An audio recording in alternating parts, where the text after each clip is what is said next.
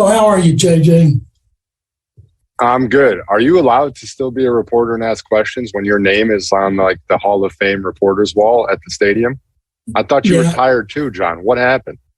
I was in demand, so I had to come back. I make JJ Watt type money. Oh, I don't make any money anymore, so I hope you're making more than me. So first of all, congratulations on the Ring of Honor. And I wanted to ask you, a lot of people want to know what you're doing besides owning the soccer team, and what are your plans? Like, you're going to be on TV this season, and is an NFL ownership next? We've got some things in the works. There'll be some stuff that comes out in the next few weeks, I'm sure. Still finalizing things, working on things. The number one thing I want to do is spend time with my family and enjoy being a dad, and with Kay and Koa. So anything that I do, especially this fall, is going to be in a limited role. I'm not going to do anything in a full-time capacity, really. It's going to be maximizing my time and ability to spend time with my family. Going over to England a few times, obviously, to watch Burnley play. And NFL ownership to me is it's interesting, but it's also when you talk ownership, you talk your ability to do something, to make an impact, to actually have some sort of input and say and ability. And I mean, when you're talking a $5-6 billion endeavor, I mean, the reality of the situation is that's financially massively out of my realm. So there's not really an actual space to be able to have any input or to have any say. If that opportunity were to present itself where there actually was a meaningful way to do so, I would absolutely be up for it. But as of right now, I would rather, spend my time somewhere where I can actually help make a difference. Aaron, and then Brooks. Hey, JJ, congratulations on joining the Ring of Honor this fall. What do you think it's going to be like for you and your family to have it in a Steelers game, so your parents can be here, TJ will be here, and what do you think the feeling will be like? And I have a follow-up. Yeah, it'll be great. I'm really excited to get back. I mean, I'm mainly excited to get back in front of the Houston fans. I mean, I absolutely love Houston. I love the people. I love what we've built. I love the camaraderie, the chemistry, the family that it's really become. I mean, I've said it so many times, but it is the honest truth. Every single time I step foot in the city of Houston, it feels like I'm surrounded by my family. And it's special for me. So to have my actual family there on that day playing against TJ and the Steelers will be great. I'm looking forward to it, and I can't wait to get back in front of that crowd. Right. And JJ, when you left the Texans, they granted your request to be released. And how much did you appreciate that they gave you a chance to leave? And now, what does it feel like to be coming back and be in the Ring of Honor? Would you be open to signing a one-day contract perhaps and retire as a Texan one day? Thank you. Yeah, we had talked about this at that time of the release. I mean, obviously we're going through a very tough time, a difficult time. And we knew that this day was going to come, that we were all going to reunite and come back together. As far as the one-day contract, like I personally just don't really understand or see the reason for it. I mean, it's more of just a ceremonial piece of paper. I think that the Ring of Honor and all of that comes with it is more than enough. I think they've done it first class the whole way, and I appreciate that. I mean, I haven't even filled out or done any retirement papers or anything. I just, so I don't really feel the need to sign a one-day contract or anything. It's just a piece of paper. Brooks, and then Brandon. Hey, JJ, Brooks, Cabina from the Houston Chronicle. Congratulations. And I'm curious, in this moment, you mentioned coming back to Houston, being a part of this again. They're in a situation here where your former teammate, D'Amico Ryans, here as a head coach. What is this time like to kind of return back with this team and where they're at, and kind of at that point in the season they'll be moving forward into that? Where do you see things are now to where you first left? I think Houston's in an incredibly exciting position right now. And I think that if you look at everything that's transpired this offseason in particular, it really signifies the vision and the plans for where this organization wants to go and where it can go. I mean, you hired D'Amico Ryans, who, and obviously in my opinion, is an absolute home run hire in terms of his knowledge, his wisdom, his energy, his experience. And then also being a legend, being a Houston legend, who he is and what he brings from a leadership standpoint. And then you go out in the draft and you really show people that you're serious and you're trying to make incredible moves right now to make this thing go for the next however many years with CJ and Will. I feel like things are really in a good place right now. And I think there's an exciting future. I think there's absolutely going to be some, adversity along the way. It's not going to be a smooth, easy transition, but I think you give D'Amico the proper time, you give him the proper leeway to be able to do what he needs to do and build this thing the right way over time. And I think in a few years, we're gonna look back at this offseason and say that was a really, really good one for the Texans. We'll go Brandon and then go Tara. JJ, congratulations to you, and it's good to see you again. I'm curious if once you decided to retire, did you actually like seek out advice on what to do in retirement, and what is some of the best advice that you feel like you've gotten since you've been out of the game? Yeah, I have. I certainly have, because it's not an easy transition. I mean, I've been playing football since 5th grade. So this is literally going to be my first fall without going to a training camp, without playing football, without going to games. And it's difficult. It's certainly something that you have to consciously make that adjustment and talk yourself through it to make sure that you're, trying to do the right things and not letting yourself go astray. The one thing a lot of people told me was take your time, really enjoy and appreciate the time that you now have with your family, with your son. Don't jump all into really anything, which is why this fall I'm definitely going to be taking things slow and kind of testing the waters and doing things piece by piece, just to see what I really enjoy, to see what I really want to do as we move forward. And then it's just fine for me personally. I'm a competitive guy. Like, I'm going to miss the competition the most. I'm going to miss the locker room and the guys and something to compete in. And right now golf is kicking my ass. So I've got a lot of work to do there, and I got plenty of time to work on it. So my wife and I, we have some pickleball contests as well. So we're going back and forth on that. So I've got no shortage of competition in my life. Go Daniel. JJ, good to see you. Jealous of the background instead of being in an office. Congratulations. How do you process the accolades once you've stepped away from the game? And I know it's kind of fresh and it's going to be different when the game is there in front of you, you're not playing, but how do you process this and kind of come to terms with what you've really accomplished and what you mean to so many people?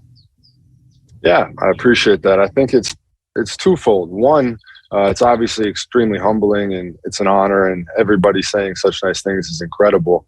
At the very same time, it is slightly sad because it does signify the end of a chapter, and it does signify, you watch the highlights and you see the videos and you see the plays, and you know that you can't create any more of those, and you know that those days are gone. And it is sad. But at the same time, it's so much fun for me to look back on those moments and to talk to people about those times and relive them a little bit in my head. But yeah, I'd be lying if I said it wasn't sad that knowing that I can't go out there and create any more of those. But the reality of it is it comes to an end for every single player at some point. So that day comes for everybody. I'm just reconciling with it a little earlier than some. We'll go with Sarge and then Cole. JJ, when you were here, you were so excited when you became an uncle, and now that you are a father, how much did fatherhood play into your decision to walk away from the NFL? Yes, it's certainly a big part of it. I mean, it is the best thing in the entire world. It's a lot of work. Don't get me wrong. It's tiring, but it is the greatest thing in the entire world. And so I really want Koa to be able to attend a game of mine in the NFL, and he's been to a few. And I really want to be able to spend time with him moving forward and everything that comes along with it. And I think that the mental and the physical stresses that I put on myself playing in the NFL, and also come with just the fact of being an NFL player, are so demanding and so high that I get myself in a bad mood if I have a bad workout, knowing that it could affect me, in a game down the road. And I didn't want to bring any of that home, and I didn't want to have to deal with that anymore. And I must say it certainly has been a much more stress-free off season so far that I'm not grinding it out, trying to get myself ready for a season. Thank you. Congratulations. Thank you. Cole. JJ, congratulations on everything and your success. Just looking back at your career and seeing where you are now, and you kind of mentioned it, that it's the first time since fifth grade that you won't be doing a training camp and you won't be working out in the summer with actual football facilities. Are you at peace at this point with your decision to be able to walk away from the game? 100%. Yeah, I'm absolutely at peace with it. I'm very much enjoying it. I really believe the mental stress of it all is just as relieving as the physical stress of it. I mean, like I said, probably wrongly. I mean, I know that I'm probably wrong in how much stress I put on myself to try and, push yourself to be great. But it's to have that weight lifted off. And if I get a workout in today, awesome. If I don't work out today and I go to the golf course instead, no problem. Like, it's the best. It's the best, and I'm enjoying it very much. And there's one thing that I didn't get to accomplish in the league, and the reality of the situation is there's tons and tons of people that will never accomplish that. And it's unfortunate. I wish I did, but I had a great career with a lot of memories. And if you told him fifth grade JJ that he would be where he is today, he'd be just fine with it. We're going to get to everyone's question, but I think John has to run, so I'm going to let him get another one in. Oh, look at this guy. Where are you going, John? What's so important? Radio. I got to ask you two questions, JJ. Number one, I can't remember a player playing his last road game in a stadium where the fans give him a standing ovation and chant his name while he's hugging his little boy and his wife. What was that like for you at the 49ers? And the other one, Matt Burke made you cry. What do you think about Matt Burke? That's so the first question, it's a twofold answer. Number one, we were getting the brakes beat off us 30-0. Like, we were down by like 30 points. So there's bittersweetness there. But I will say that's honestly another part of the reason that I definitely am not coming back. When you walk away from the game and your last moment walking off an NFL field is in an opponent stadium, a division opponent stadium, and they chant your name as you step off the field with your son, your wife, and your parents in attendance. I'm not getting a much better moment than that from a personal standpoint. Being able to hug my wife, hug my son, and my parents on an NFL field for the last time, it was special to me. And then Burke is a good man. You guys got a good one. I hope his press conferences has been as entertaining as some of his meetings. He has got stories for days. I've heard them all, some of them twice, some of them more than twice. I have to, remind him. You told me the Kilimanjaro story 3 times, Burke. It's enough. But he's a good one. I love him. And for him to have only been with me for a handful of months and to go through the time, energy, and effort that it took him to put together that video and to get all those people rounded up, speaks to who he is as a person and what he's about. He told me, he said, people are getting you gifts and people are doing all this, but I knew the one thing that you wanted was to hear from the people in your life and the people that you respect the most. And it truly was one of the greatest gifts I've ever received. And it's something I'll cherish for the rest of my life. And I'll definitely be down there to visit Burke many times because he's that special of a person. And we're friends for life. And I've actually, speaking of Burnley, I've been talking with Vincent Kompany over our manager at Burnley, and he really wants to experience what an NFL week is like. He wants to see what everything is about. And so I told Burke, I said, would you mind if we sat in a few of your meetings at some point this fall? He said, no problem. So we may have Vincent Kompany coming over to check out some Texans time. We'll go with AD and then Stephanie. JJ, congratulations. Let's go back. You mentioned your fatherhood and then your health challenges that you had. How much all of that, when you finally made that decision, what part weighed the most, being the fatherhood or the health challenges, or just the combination of 12 years in the league? A little bit of it all. I mean, my injuries are no secret, obviously. The heart thing really, it weighed a little bit into it for sure. I think it was much scarier in the moment than it is now. But the injuries overall is certainly something. I mean, I finished my last season fully healthy with 12 and a half sacks. And I think, however many TFLs. And I was proud of that.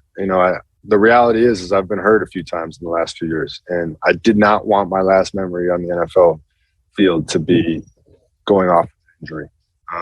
And can I still do it? Absolutely. I mean, I just did it with 12 and a half sacks, but how hard you have to work and how much preparation goes into being great in the NFL, I don't know if people fully understand or appreciate, especially as you get older. So can I still do it? Absolutely. But I just have to warm up for way longer. I have to take care of my body way more. And I have to invest that much more time and energy into it. And quite frankly, I just didn't feel like doing that anymore. We'll go with Stephanie and then Nate.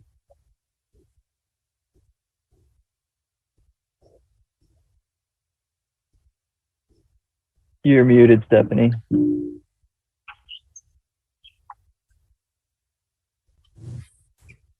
Here we go. Sorry. There you are. Go ahead. On behalf of everybody, I'm and the internet, I'm going to say hi, JJ. And here is a sentimental question. When you were first drafted, I referred to you as possibly the most Texan-y Texan. What did you think of that then? And what do you think of that now? And what is the best of the Texans? I do remember, Stephanie. I do remember it well. And I can tell you what I thought at the time because I still remember it now. I remember they're actually accepting me as one of their own a little bit. And it was it gave me a lot of confidence and it gave me a lot of comfort knowing that I came to a new city, knowing that I came to a new place with people that had never met me, that I had never met before. But they were open and willing to bring me into their family. And I literally do remember reading that and thinking to myself, all right, you can do this. You can be a part of this community. And now when I look back on it and I look back on everything, it's special. It's like I've said many times, the bond that's been created between the city and myself is something that I cherish so greatly because I never expected it to happen. I mean, you hope it happens, and I think every athlete would love to have that type of connection with the city. Unfortunately, we went through a lot of adversity also to get there, which bonded us closer. But the reality is we have something that's so incredible, and I'm forever grateful for it. We'll take these last five, Nate and then Chad. Hello, JJ. Congratulations. Question for you. D'Amico Ryans was asked about you going into the Ring of Honor, and he couldn't say enough great things about you. It's one thing for, a stranger to say something, but for a teammate who respects you so much. What are your thoughts about D'Amico and the rest of your teammates and basically the world just loving on you right now? I think the feeling is extremely mutual. I think I could not say enough words about D'Amico Ryans, about who he is as a person, about who he was as a captain for us as a teammate, and now who he's going to be as a head coach. I think there's a reason that so many former players are so excited about coming back out and getting out to training camp practices and getting out around the team and being a part of this and publicly supporting. It's because of who he is and what he's done. And everybody that's reached out since I retired, I mean, players, teammates, coaches, media members, everybody, it's been incredible. And it's kind of one of those things where, you don't really realize the different ways and the different lives that are touched and impacted until, it's kind of all over a little bit. But it's been a blast to connect with a lot of people and some people I haven't spoken to in a while. And it's going to be fun to get back to Houston and connect with everybody again. I mean, I'm talking with Roland, I'm talking with Cap, I'm talking with everybody over there now, and just so excited to get back in that building and so excited to be around the fans. Chad and then Seth.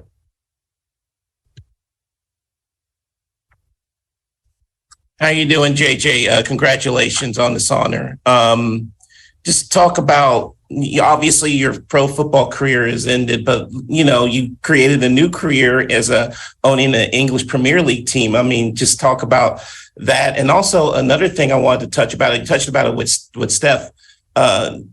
Houston sports legends are really big here. Hakeem, Nolan Ryan, Earl Campbell. But I think you reached another status with what you did after Hurricane Harvey. It seemed like really that kind of locked you in as a Houston sports legend. Do you feel like that kind of that love from the city to you came during that time? And just reminisce about that time as well. Yeah, Hakeem, Earl, the absolute legends of this town.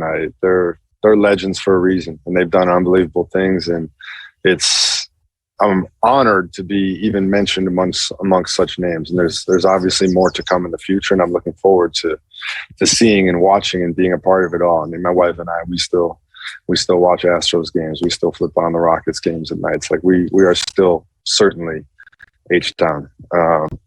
But it's, for me, obviously what we went through was horrible and tragic with Hurricane Harvey and everything that came with it. But like I've said many times, I think there's an extreme bond that's formed at going through adversity, finding your way, fighting through it, and coming out the other side stronger. And Houston has certainly done that. It's shown how resilient it is. It's shown how strong it is. And I'm extremely proud to be associated with a city like Houston. And then as far as Burnley goes, I'm extremely excited about it. It's something that I've loved for a long time. Greg Grissom literally was texting with me today about possibly trying to get Burnley over for a game at NRG Stadium next year. So it's really exciting. I think we've got some really big things in the works, and we're really looking forward to it. So anybody in Houston who's looking for a Premier League team to jump on board with, we welcome you on the Burnley bandwagon. We'll go Seth and then Chance. Hey, congratulations, man. Thank you. You'd mentioned Koa being able to go to one of your games, and like obviously your future children aren't going to be able to watch you and Kalia play. And you guys have had very public lives. Is there a part of it that's a little bit liberating to be able to kind of be known to your children as something different than current superstar athlete? Yeah, I think there's certainly something about that not being entirely our identities, especially for him. I also think on the flip side of that, like, I do kind of wish that he could see me when he's like 10 years old. He could see me go out there and get have a 3-sack game and just beat up an offensive lineman, so that I could come home and be like, dude, go to your room. Like, you saw what I just did. I'll do it to you. No problem.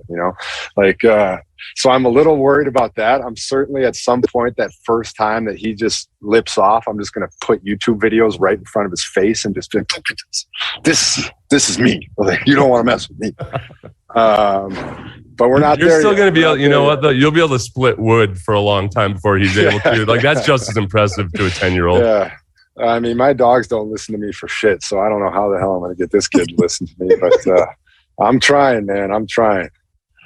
One more question. Was there any part of you, I know you're totally retired, was there any part of you that thought, like, okay, maybe I can lose 20 pounds and just be a strictly third down edge rushing specialist? Right now, I'm like 277, 278 right now. I mean, I've lost, 3 or 4 pounds, nothing crazy. I still train 4 or 5 days a week. I just don't run a lot. Like I do, I'll do a little bit of cardio, but it's all just weights, just trying to look good now, not trying to like actually be a good athlete. But there's a part of me, like, my body feels really good because I'm not putting that pounding on it. Like, my knees feel great. Everything feels great. And so, like, there's definitely that moment every now and then where you're like, I could turn the corner right now. Like, no problem. I could turn the corner easy.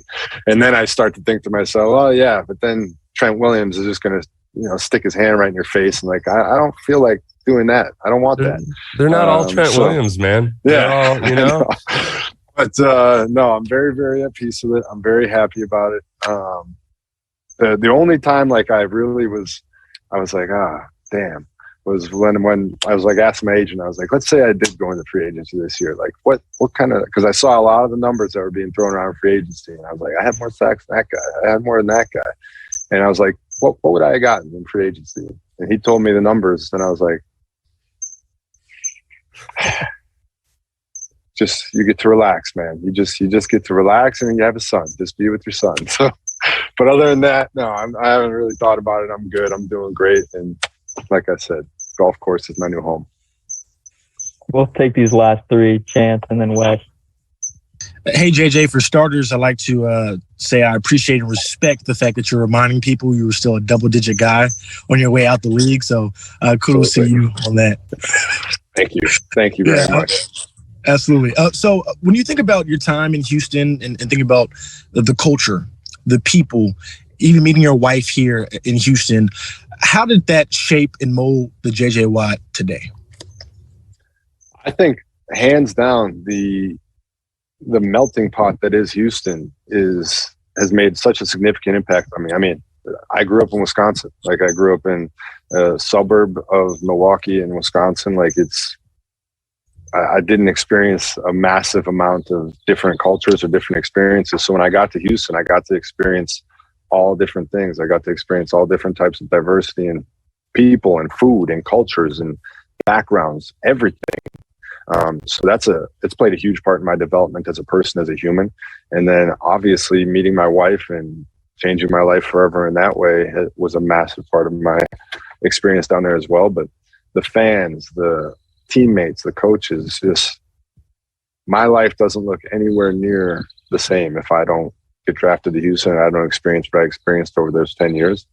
And then I've said it many times before, but I live the life that I live because NFL fans support the league and support the teams, and Houston fans supported me. So it's no secret that I get to live in a nice house, and I get to drive a nice car, and I get to provide a nice life for my son because of these great fans. And I'm extremely appreciative, and I'm extremely grateful for that. It's never, ever lost on me how cool that is. Last two, Wex and then Drew. Hey, JJ, good to talk to you again. Do you consider yourself close enough to the game that you get a sense of what the Texans have in Will Anderson? And secondly, with how positively you talked about where the Texans are headed, could you see your former two-time teammate DeAndre Hopkins playing for the Texans next season? Are you at Noodles and Company? That's my kitchen. Oh, I love it. That's fantastic decoration. That's great. Yes, so I can answer both of those questions. So I think Will is obviously a phenomenal player. I mean, I'm very excited to watch him grow, to watch him develop, and to see what Burke does with him in that defense, with D'Amico's defense, and the attack mindset, and just watching. I mean, he's a freak athlete, and he's already great at getting to the quarterback. And so I'm excited to just watch him develop and grow, and hopefully get down there and speak with him a bit as well at some point. But that's, for me as a pass rusher, I'm very excited to watch Will. And then for the team as a whole, I really do think there's very, very exciting things coming up. I mean, we went through some tough times to get to these days, and you had to kind of build that arsenal. I think Nick had to obviously do some things that you don't necessarily always want to do as a GM, to put yourself in a situation to have a draft like they just had and kind of push all your chips into the middle of the table and say, all right, now we're going to do it. Now we're on this swing. And from year to year now, it's a combination of adding more and more pieces and developing the ones that you do have. In terms of Hop, I mean, that's completely up to him what he wants to do. I think that I've said it many times, he's still got the best hands in the NFL. You throw the ball within 10 yards, the man is going to catch it. It's completely up to him what he's looking for, what he wants to do. I know he's obviously said previously that he wants to go somewhere and win and have a chance to win a Super Bowl. I think that anybody here right now can realistically say that we may be a year or two or so away from the true competition for that. We've got to get D'Amico's system in place. And I mean, hopefully they surprise the shit out of us, and that'd be great if it was this year. But I think that there's certainly a process here, and we have to respect that process as well. All right, Drew, last one. Hey, JJ, congrats, man. Hey, thanks, Drew. Hey, you're welcome. What two-parter? What, aside from like being stress-free and getting all the extra time with your family, what are some more underrated, great aspects of retirement? And then also, what were your first impressions when you got here in 11 of D'Amico Ryan's first impressions, first interactions? Yeah, so some of the more underrated aspects of retirement, being able to eat more freely, both eating more delicious foods and also not having to eat so many calories every day. I think that's a huge thing. That's awesome. I don't have to wake up in the morning and shove like 3 cups of oatmeal down my throat. I get to just, relax and eat what I want. And then I also, if I'm at a restaurant and I feel like having like a slice of pie or a slice of cake, just get it. Like, go ahead. So that's been very, very nice. Let's see, what else? Traveling, being able to travel and not have to like plan and coordinate exactly what gym I'm going to go work out at. Like when we go over to England, I train at the facility at Burnley's place, but I got some dumbbells and a bike in my garage. I'll just go out there and work out. I don't have to go find a field and do everything. And when I first got here in 11, my first impressions were with D'Amico. I said it in a tweet, but I literally thought so much of D'Amico that I said, "Where do you live?" And he told me, and I said, "Okay, if it's good enough for D'Amico, it's good enough for me." And I bought the house across the street from him. And that is the epitome of what I thought of D'Amico Ryans upon meeting him. Is this guy does everything right on the field. He does everything right off the field. He is the type of person that I want to emulate and be like. If he chose this house, that means that it is a smart, good decision and a great place to live. That means that's where I should live. So I literally bought the house across the street from him because he's that guy. Awesome. Thank you, JJ. You're very generous with your time. Hey, thank you guys. Can't wait to see you all come the fall. I'm going to eat so much food in that city. I don't think there's going to be any left. I cannot wait. Awesome. Thank you.